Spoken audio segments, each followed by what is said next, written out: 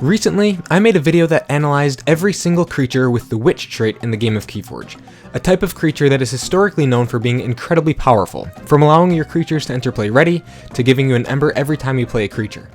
However, there are some creatures in KeyForge that are extremely powerful, but that don't have the Witch trait. I've selected 10 of these positively dominant creatures to go over and analyze in today's video.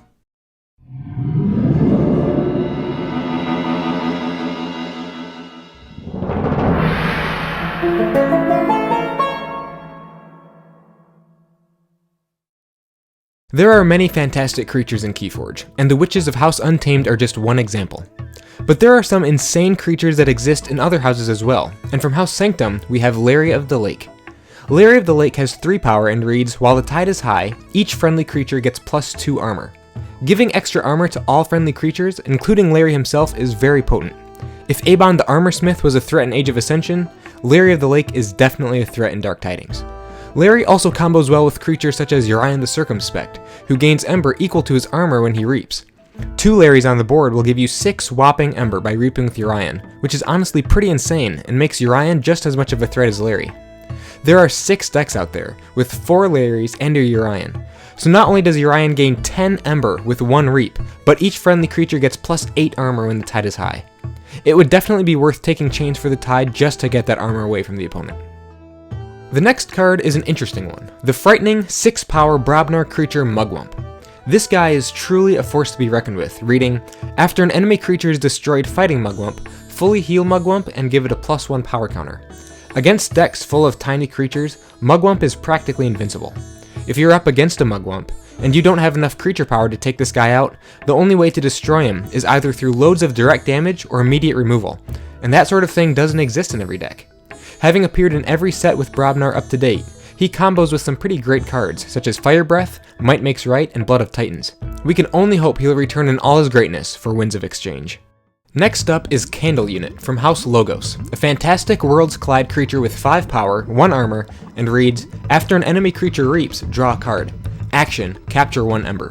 With Candle Unit across the board from you, you simply can't afford to be reaping unless you have reap effects that'll bring you closer to getting rid of Candle Unit, or you're bursting up to your final key, or simply as a last resort.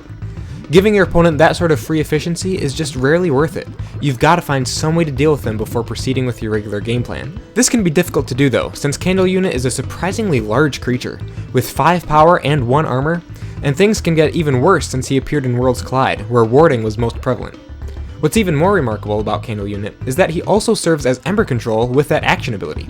So even if his passive ability isn't doing much, he can still take your Ember, just adding to the threat that he already is.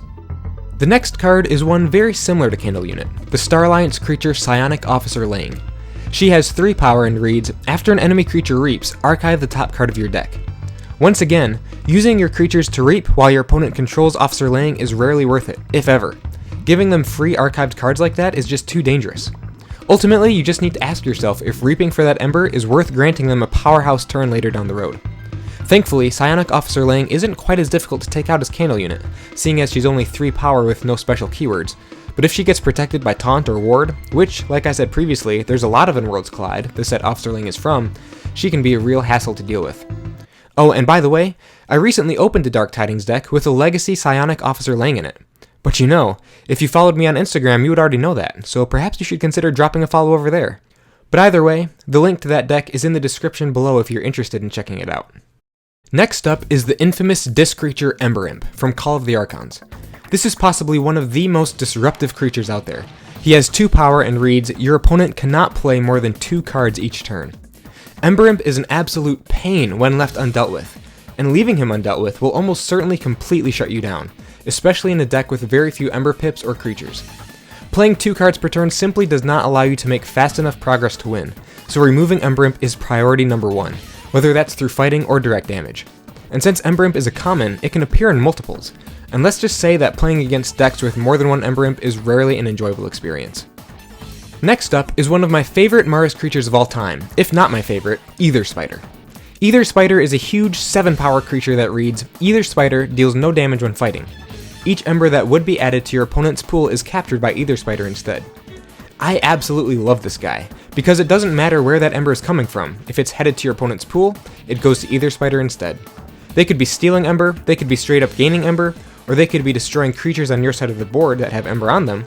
It all goes to Aether Spider. And he's not all that easy to get rid of either. At 7 power, he can be a real nuisance. Protect him with Taunt or something, and he can be downright evil to deal with.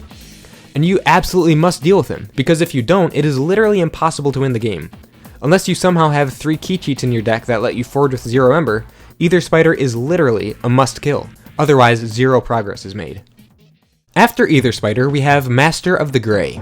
Master of the Grey is a 4 power, 1 armor Sanctum creature with an absolutely brutal passive effect that reads, your opponent cannot resolve bonus icons on the cards they play. Being printed in Mass Mutation, Master of the Grey's impact on the game is twofold. First off, Mass Mutation was the set that introduced extra bonus icons, those of Capture, Draw, and Damage. With Master of the Grey on the board, none of those icons can be resolved for the opponent. An efficient deck with lots of extra card draw is instantly slowed down to regular speed. A deck with lots of extra Capture bonus icons as its Ember control suddenly can't control Ember anymore. But Master of the Grey's other big impact on KeyForge is against the classic burst decks of Call of the Archons, those infamous decks that could generate Ember faster than anything else out there. Those decks function primarily off their bonus Ember icons, but if those are unusable, that is, they can't be resolved, those decks are instantly shut down, Dust Pixies and Fertility Chance being thrown to the wayside, useless. In the end, bonus Ember is an important part of most decks, and if you're not getting any of it, then your gameplay is probably being slowed down to the point where you've fallen behind and can't recover, making Master of the Grey a must-kill. Next is an interesting one, Portalmonger from House Unfathomable. Portalmonger is a rare 4-power creature that reads, while the tide is high, your opponent's keys cost +4 Ember. That's just not something that can be left across the board from you. A continual key cost of 10 is just way too high. Sure, you can take the tide to nullify Portalmonger's effect, but then the opponent can just take it right back. Ultimately, Portalmonger isn't complicated, but simply has to be destroyed because such an expensive key cost increase, continually forcing your check amount to be 4 whole Ember more than usual, will hinder even the fastest of decks. Thankfully, its effect is only active when the tide is high, and it's really only hurting you when trying to check and forge a key, but it's still a must-kill threat. Next is another Star Alliance one, the 5-power Z-Force Agent 14. Z-Force Agent was printed in Mass Mutation and Dark Tidings, and reads Fight, gain 1 Ember for each upgrade on Z-Force Agent 14. You may be asking yourself, well, what if there are no upgrades in the deck Z-Force Agent comes in? Well, that never happens, because Z-Force Agent is always accompanied by 3 Z upgrades, those of Z-Particle Tracker, Z-Ray Blaster, and Z-Wave Emitter. All 3 of these upgrades complement Z-Force Agent perfectly. Z-Wave Emitter reads, at the start of your turn, ward this creature.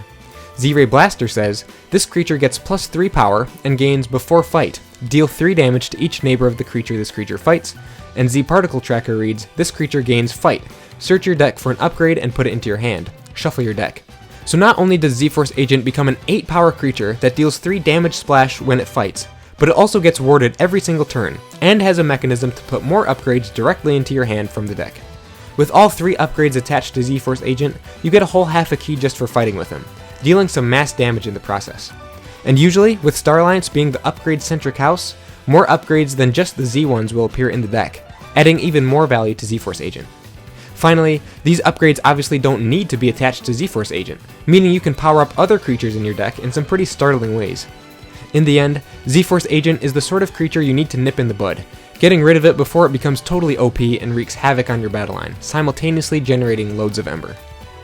The last creature for this video is P.I. Sweven, a 2-power Logos creature from Dark Tidings with the simple yet terrifying ability of Reap. If the tide is high, draw 3 cards. Let's just say that this creature is such a threat that in all the games I've played of Dark Tidings since its release, I've only been able to use P.I. Sweven's Reap effect maybe once or twice. He always gets destroyed before I get the chance to use him, because his Reap ability is just too strong. He's similar to Babbling Bibliophile from Worlds Collide, who's 1 less power and only draws 2 cards upon reaping. If Babbling Bibliophile was a must-kill creature in Worlds Collide, imagine how much more so P.I. Sweven is in Dark Tidings. That sort of efficiency is just far too much of a threat to be left on the board, and unless it gets protected by Taunt or Ward, it's usually gone within a turn. And there we have it. I thought it would be interesting to take a look at a few creatures that are nearly equivalent to witches in terms of their abilities. And obviously, these are just a few examples. There are tons of creatures out there that are absolute must-kills, as well as some groups of creatures that are terrifying to encounter, such as the 7 Deadly Sins. Let me know your thoughts in the comments, and tell me what are some creatures that you hate to see the opponent play, whether they're creatures from this list or other creatures. Thank you all so much for watching, and I cannot wait to see you all again in the next one. See you later.